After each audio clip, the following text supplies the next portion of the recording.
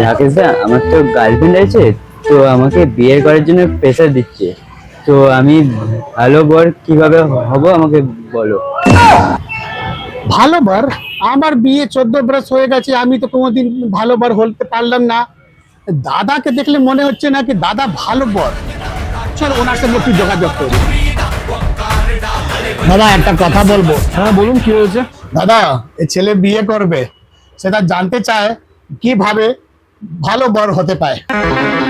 ভালো বর? ভাই, ভালো বর রূপকথা, রিয়ালিটিতে ওইসব হয় না। তুই বউয়ের জন্য সব করবি, কিন্তু দিনের শেষে বউ অন্যকে বলবে, এরকম স্বামী ভগবান কাউকে দিও না। দাদা, তাহলে কি আমি গার্লফ্রেন্ডকে বিয়ে করব না? না, করবি না। তুই যদি বুড়ো হোস আর তোর কাছে যদি টাকা থাকে, গার্লফ্রেন্ড তোর এমনিতেই খেয়াল রাখবে। কিন্তু তুই যদি গার্লফ্রেন্ডকে বউ বানাস, ওটার কোনো গ্যারেন্টি নেই যে ভাই তুই বুড়ো বয়স অব্দি পৌঁছাবি। আরে অর্ণব!